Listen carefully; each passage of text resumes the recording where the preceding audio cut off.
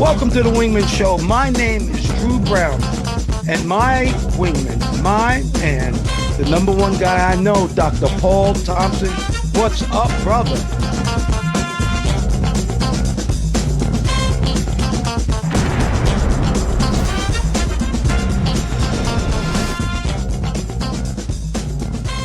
Float like a butterfly and sting like a bee.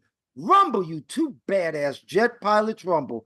Welcome to the Wingman Show. My name is Commander Drew Brown. My wingman, my friend, my main man is Dr. Paul Thompson. What's up, brother Paul? Oh, Mr. Drew, good to see you. I think we should title this show, Where in the World is Commander Drew Brown? I just left the island of Madeira from Portugal. What a beautiful place. And as you can see, I'm on Virgin Voyage with the ocean behind me, Paul. It is the bomb. What a cruise I'm having. This is great. You see any dolphins or great white sharks or any fish or anything? Not yet. I'm looking, though. They did have a whale tour, but I didn't go on it. Okay. All right, ladies and gentlemen, we start the show off with a quote all the time. And the quote this week is, find what it is you love to do in life and do it. And by the way, only you know what that is. How about that, Paul? Finding out what you love to do in life and doing it. And you're the only one who knows what to do. And that was by Maz Jobrani. That's a great quote, Paul. You know, both of us did that. We found out that we love to fly jets all over the world, and we were able to make a living at it. Yeah, that's kind of a dream come true. But it's a dream that we realize by actually doing something and not just dreaming about it. We made the dream come true from action. So take action. Take action. And remember, in the beginning, it's not going to be easy. It's not going to be easy. It was hard as hell to learn how to fly. But guess what? In the end, it was all worth it. Anyway, I told you, Paul, we're leaving the island of Madeira. I'm going to put some pictures up of Madeira. Beautiful, the city of Funchal. Anyway, it's a very steep city. In other words, there are very high hills that you have to walk up and down. And I found out, Paul, this is one of the blue zone areas where older people live a lot longer. Really? Yeah, it's because they have to walk these hills. You know, the four things that they found out about the blue zone, about how you can actually increase your life, the four things that everybody had in common was, number one, they all ate correctly. Number two, they did your favorite thing, which is move. And that's by walking up and down those hills every day for their whole life. They just stayed in shape. Number three, they all had purpose. And number four, I'm glad I got you, Paul. They all had good friends.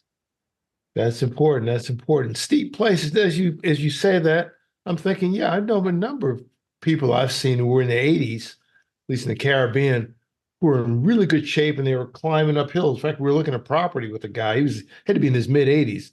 And at this time, I'm probably almost 50 years younger.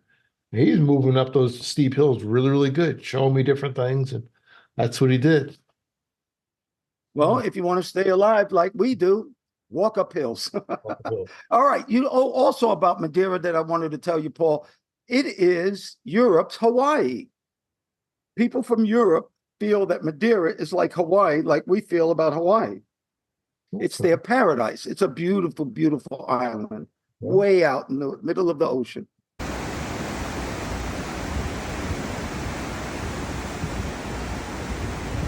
Did you have a city named after you? Can you buy like a piece of a rock or something like that called Commander Drew's Paradise?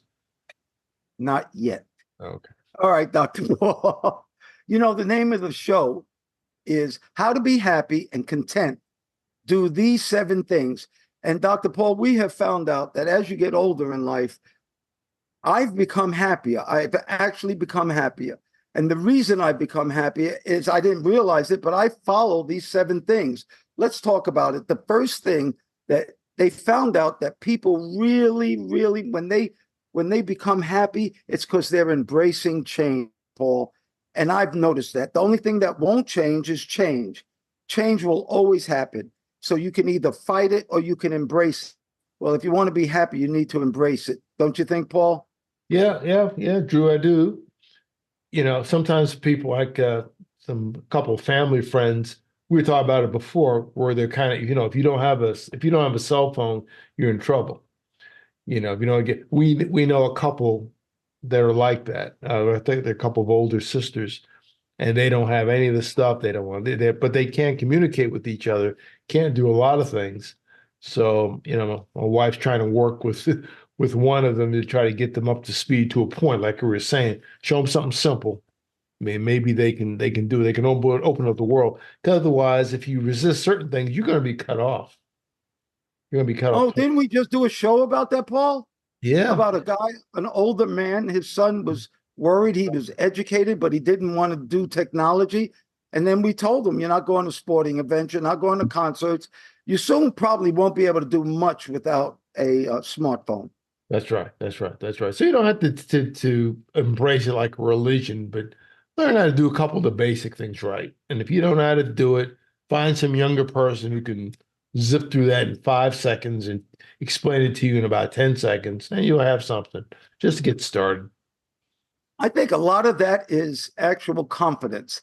You're scared to fail. Well, they make these smartphones now for 5-year-olds. So if a 5-year-old can do it, because my granddaughter, who's almost 5, can work that goddamn iPhone like I've never seen before. She calls me, Zooms me, FaceTimes me, everything. So it can be done. Number 2, to become happier, welcome solitude. Now, Dr. Paul, you and I have a benefit because we're both only children. Mm-hmm. And I like being with Drew Brown, and that's me. I enjoy it. I like peaceful. I like quiet sometimes. And I've grown up sometimes being by myself, and it's an actual gift, Paul. I agree. Yeah, I I deal with myself very, very well. I don't have feelings of loneliness. I've never been in solitary confinement or prison or anything like that, but yeah, I do very well with myself, and I appreciate the peace. I have enough non-peace. I like the peace at this point. The more, the better. I don't, I'm not bored, and that's the case with a lot of my friends who left New York. I need it quiet. I want to try to get old. I don't need to hear sirens every 2 seconds. Paul, remember I told you I have a 3-day visa in New York now. I have to leave after 3 days. It's not me anymore. Official visa. Number 3, which is really good, start wanting what you have instead of wanting what you don't have. Practicing gratitude. And I am so thankful. My daddy taught me a long time ago, when things are going bad, start counting fingers and toes. If you got 10 and 10, you're starting off all right. But I am so grateful for the things that I have. And as you get older, like we talked about, Paul, there's not much that I want anymore. And the things that I thought I used to want that I got, it wasn't that important anymore. Yeah, Practicing gratitude. I agree. You asked me, not long ago, you're gonna go buy a fancy airplane. I said, at this point, no, no. Maybe might rent one or two, but life is simple and it's cool. It's cool. Paul, you have something I don't have. You have experience in civilian airplanes. I cannot go 70 knots an hour without thinking I'm going to die. Okay, I flew jets. We took off at 130, 135. When 70 knots to me is stalling, dropping to the ground and blowing up. That's what I feel about going slow in an airplane, Paul. So you do have that over me. Yeah. Number 4. Go ahead, Paul. No, I was going to say, I was just thinking the last time I was up in a little white plane with a guy, I think we got airborne. I think it was like 52 or something like that. We were just breaking ground. I was like, okay, I hope this thing works, and it does work. And I think we maxed out at about 75. Yeah, but you told me it took you 15 minutes to get up to 5,000 feet. Yeah, no, it was 15 minutes to get to it, like 1,000 feet. 15 minutes. If you don't know any different, then it's great. That's true. Well, I guess if you never flew, you're going fast. That's right. That's right. Number 4, your favorite thing. My friend loves this word, move. So the 4th thing in being happy is staying active. And what happens is you actually release endorphins when you work out. It is good for you and you feel better. And I love endorphins because endorphins make me high, but they make me high on life. And that's a natural way to get high. You notice they have that thing called runner's high. Yes. People who run, they have to run because they get to a certain state of endorphins that just feels great for them. Not me, but other people. Yeah, I'd had that earlier in life. I'd had that 2 or 3 times, but I didn't really want to. It wasn't that good for me to keep running those long distances. It was okay. I understood it, but you can get it other ways too, like you said. Well, after playing basketball at Southern University and after my athletic abilities, all of that, they used to drive behind me in a car. In other words, if you stopped running, you would get run over, kind of. Not really, but that was the thought. So I used to run saying after I finish having to run, I won't run anymore. And I think I kept that promise. But I do a lot of things. You and I both wake up and we both work out and we both want to stay alive. And so we always stay active, don't we, Paul? Yeah, we do. I try. I don't do long distance, but I do sprints, and I think that can be actually more beneficial for very short distance. Number 5, very important. And I do this, forgiving the past. Dr. Paul, I am like Mr. Spock. It's called logic. It's called logic. I can do nothing about the past. I use that serenity prayer. God grant me the serenity to accept the things I cannot change, courage to change the things I can, and the wisdom to know the difference. Well, the wisdom is the only thing I can change is myself.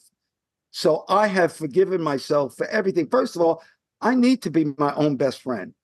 I don't need to beat myself up. The world is tough enough. I'm my own best friend. I've given myself a soft pillow and I look after myself. But I do not regret the past. And the biggest reason is, Paul, all of the things that I've done in the past, even the bad ones, has made me the man I am today. So I learned a lot from my mistakes. Yeah, don't you agree that, if you don't do anything, you don't make any mistakes. If you don't make any mistakes, you probably haven't done anything. It's true. That just popped in Number my head. 6, that was very good. Maybe we'll coin that. Yeah, I like that. Number 6, you just mentioned it, limiting material possessions. I cannot tell you how I want to get rid of so much stuff that I have. And I've collected a lot of stuff throughout my life. If you put all the stuff in a room, you can make a museum of Drew Brown. I really want to get rid of this stuff. I want to downsize. As a matter of fact, I play a little game with my wife. She has so many clothes. I take 25 pieces of her clothing out. And I say, if you know what clothing I've taken out, come get it. I won't throw it away. And she hasn't thought of one yet. Oh, I heard of something really cool, Paul. Listen to this. They say, go in your closet, turn all your hangers opposite of where they are. And every time you wear something, put it back on that hanger, but turn it the other way. And see in 6 months how much stuff you actually used out of your closet. How about that? That's interesting because they tend to be a creature of habit, and it's kind of the same thing more, especially since COVID and maybe retiring and COVID.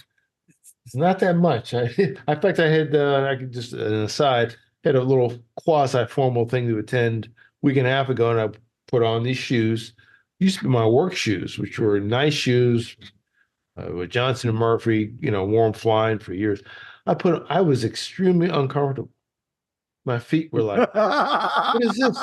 What is this? What is it? But these are my main shoes. I mean, they were broken in for years, but I'd been out of them for so long. It's like, I came back home and saw something was wrong with my feet. Took them off. I was fine. And I worked in Vegas as a young man. I remember trading an ad because I used to sell advertising for all the major fights. I remember trading an ad for a pair of $300 Italian-made shoes. They were the most beautiful shoes I've ever seen. Paul, I haven't ever worn them. 20 years after I bought them, I put them on and they were too small. Mm-hmm. Yep. I guess our bodies change. Your feet change. Your feet change. Well, no, and that I just never thought there was a good enough time to wear $300 pairs of shoes. And you got to remember, that's a long, long time ago, maybe 40 years ago. So a $300 pair of shoes is a $2,000 pair of shoes now. Yeah. And I just never wore it. And how silly is that? I learned a big lesson from that. I surely did. Number 7, very important. And I'm so glad I have you, Dr. Paul, nurturing relationships. Believe it or not, I do make calls once a month to a couple elderly people, and it makes me feel good. And one of them is my man, Gunnery Sergeant Clark. I call him like once every couple of months to just check on him. And I know how important that is. But being a social person with good friends, not a lot. You need quality, not quantity, don't you think? Yeah, exactly. I agree with you. You need good people because you look at so many of the people in entertainment and sports to some degree who seem to be very, very lonely and depressed, but they're like icons with millions of people that adore their performances, but they don't have anybody close, and they have substance abuse problems and other things underlying those brilliant performances they have. So you got to be honest with yourself. Be around some good people, some honest people that you can trust and that you love and that love you. That's very true, Paul. Live well, age happier. Your best chapters await. They really do, Paul. You gotta be positive in your life. They say, is the glass half empty or half full? Well, the truism is it depends how thirsty you are. Yeah. While these 7 behaviors we've explored provide a roadmap to growing happier with age, it's really important to remember that happiness is a deeply personal and subjective experience. And be honest with you, Paul, that is my goal every day, to wake up healthy and happy. Same here. I'm glad when I wake up every day. It's a good day. Every day. It is. You don't know it, but even your hassle, if you're waking up, even if it's a hassle, it's actually a good day. That's very true. Well, everybody out there, thank you so much for supporting the Wingman Show. Thank you for watching on YouTube, on Instagram. Thank you for listening to us on Apple Podcasts, iHeartRadio. Thank TikTok, our man Brandon. He puts these bad little videos together on TikTok and Instagram. You guys should really check it out. Thank you so much. And we have a newsletter also. And that newsletter is at wingmanshow.com. That's wingmanshow.com. And we have a newsletter every week that comes out. And matter of fact, this week's newsletter is how to find and start a new career. I think that's a great newsletter to read. Paul, also, we have a frequent flow line at that website. And all you have to do is write us a question, and Dr. Paul and I will try to answer it. And we have one from this week. It's the frequent flow line from a 20-year-old, a private in Fort Jackson, South Carolina. Oh, boy, listen to this one, Paul. Why can't we socialize with officers? Some of those officers think they are so much better than all of us. Paul and I are both officers in the United States Navy, and we're Black officers. So that's a little bit different. We really had to show all of our men that we weren't better than them, that we were with them. But the reason you can't socialize with officers is because, believe it or not, the military is about war, I'm sorry to say. And in war, you can't have friends. When you give orders, they need to be dealt with immediately. So if I'm hanging out with you the night before and I tell you to go hit that hill, you have to go hit that hill. You can't tell me, well, Drew, we were hanging out. That's not good. We can't do that. Right. Yeah, that's it. That's what it really amounts to. And he's 20 years old, so I'm assuming he's just kind of getting started. And realize that even in the Navy and the Air Force, it's actually forbidden. Fraternization is forbidden. I don't know personally, but I know of a couple of people that lost their commands, their squadrons because of that. They were fraternizing. Wow. And one was friends of friends, they told me about it. I think in the Army, you can socialize to some degree. A lot of these things involve intimate relations. I think the general rule is, if, let's say, a person, they were officer on the list, let's say they were married before they came into the service, then that's different. That's an unusual case. And I think they look at things on a case-by-case basis. But for the reasons that you said, that you have to be operationally ready, and we have to, it's about going to war. It's not just having a good time or getting benefits. That's the basis of it. Well, when we were flying off the aircraft carrier, carrying bombs, it was a lot of fun just flying every day. But in the end, it was really serious, the job that we had to do. And For everybody to know out there, the only difference between officer and enlisted is 4 years of college. 4 years of college. So that private from Fort Jackson, do your little time, go back to school, and come in as an officer. But don't fraternize, okay? Yeah, yeah, right. He can go to school while he's in it, depending on what his assignment is. 100%. You could take so many advantages from the military. Yeah, he's still a young guy. All right, Paul, that brings us to our Wingman PSA. I guess I got to do it like this. Yep. Our Wingman PSA from the 11 facts in life. Fact number 9, develop self-discipline. From the facts in life, fact number 9, develop self-discipline. Dr. Paul, every time I think about self-discipline, I think about Gunnery Sergeant Clark and my 16 weeks in AOCS. I came out there fit as a fiddle. I was muscular. I lost all that fat, and I was really in shape. For me to stay in shape, I have to make myself do it. And that's one of the things that Gunnery Sergeant Clark helped me do. He helped me develop self-discipline. Because like when I went to college the first time in New Mexico State University, there were 300 people in the class. You and I both come from New York. And the first thing they do in every class we've ever taken is take attendance. I'm sitting there thinking, how are you going to take attendance of 300 people? Guy next to me said, you don't have to be in class. They don't care. Right. Well, I didn't have much self-discipline, so I didn't go to class, and I got kicked out of New Mexico State University with a 1.6 grade point average. But it was one of the best years of my whole life. I went back to a community college, Kingsborough Community College in Brooklyn, New York. I went back to community college, and I started to do something that I needed to do, and that was study. So I studied and had fun, and I kind of, balanced it. And I went on to get a full scholarship to Southern University in New Orleans. And I went to college in New Orleans, and trust me, it was fun. Well, that's good. That's good. Good. You had a good experience. But like I say, you got to make the commitment. They say when the student is ready, the teacher will appear. Well, I guess when you got ready, the school appeared. And you decided to make up for whatever you didn't do the first time, because we all get older. So, you can pay me now, you can pay me later, but you're going to pay. So, I'm glad you had some fun. Like tell everybody else, have some fun, but don't have too much fun. Get some education. Try to get something that's kind of useful, because the stuff is way too expensive to be blowing it on parties and stuff that won't give you much of a future, in my opinion.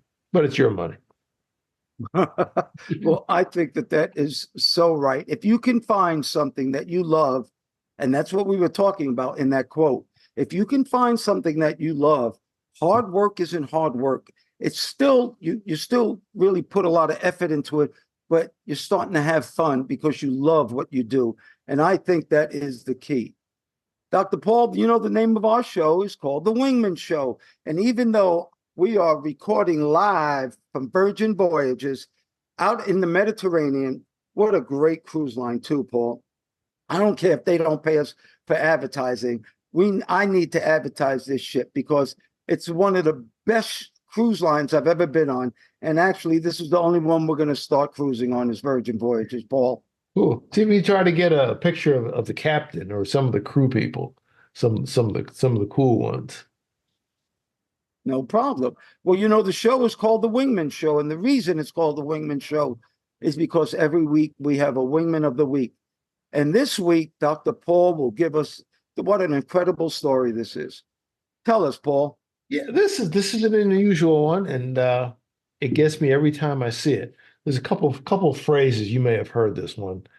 I'm sure we'll cross paths again. And my question is, when you cross paths, what form will that take? And there's a section in the Bible, I know you're a big biblical scholar, Matthew 7:1, judge not, lest ye be judged. In other words, don't be judgmental with people because they're going to judge you one day. Question is, but what if you are a judge? In this case, our wingman is a judge. And the judge is Mindy Glazer, Miami, Florida. In a very unusual case, and you can see a video of it, she's at a hearing when a bunch of folks who've done various bad things are all dressed in orange jumpsuits have to stand up and raise your right hand and recite a number of things. And, or do you know why you're here today? They did this, they did that, and they go one by one, by one, going through the charges. And I guess it's a bond hearing. She's setting their bond for what they did. She's going through the papers. And then this one gentleman gets up there. His name is Arthur Booth. Okay, or Mr. Booth, you've been charged with such. She reads the list of what he's done. And then as she's down, she looks up at him and says, with a pencil, she said, "Mr. Booth, did you go to Nautilus Middle School?" Hmm. And he looks at her and he goes, his eyes wide, his mouth wide. He goes, "Oh my goodness, oh my goodness." And she's nodding her head. And she's looking off to the side. Maybe she's talking to the bailiff or somebody in the courtroom saying, and he's there because you can see both of them together like in a split screen. And she said, "He was the nicest kid. He was the nicest kid. We used to play football together. He was the nicest kid. But look what happened to him."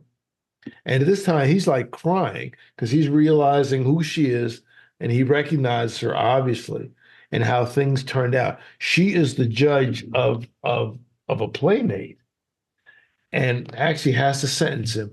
He had problems with, I guess, drugs, gambling, and some other petty stuff. And she sentenced him to 10 months in prison for whatever it was he did. It's just that, I hope you, make better choices and get your life together, sir. And the story, transitions where and when he gets out of prison 10 months later, she's actually there to greet him. Got the picture. And long story short, he said he would, and he has. You know what he's doing now? Now he stayed out of trouble. He's actually the manager of a pharmaceutical company in the state of Florida. I assume they're legal drugs, but he is the manager of he's a manager of a pharmaceutical company, and he might be doing better than we are. So this is somebody, she put a sentence on him, and it wasn't super harsh, but she had a lot of humanity. And the same judge, I honestly, I just saw this morning. I was surprised. I'll throw it in. She's interviewing somebody else in orange jumpsuit, and she looks at him and say, were you on the such and such boat on a cruise? He just came off a cruise. This guy, they were passengers on the same cruise line. Like you're on a cruise. No kidding. Yeah, they were on a cruise. Oh, yeah. And I did that. And yeah, she said, I had my 4 kids with me. And she sentenced him to something else. So, but she was very, very, very humane, a very, very humane person. Then you can say, well, see, like all her friends go to jail. So you may want to watch her. But that's a very interesting story of Judge Mindy Glazer. She's the wingman or wing person of the week.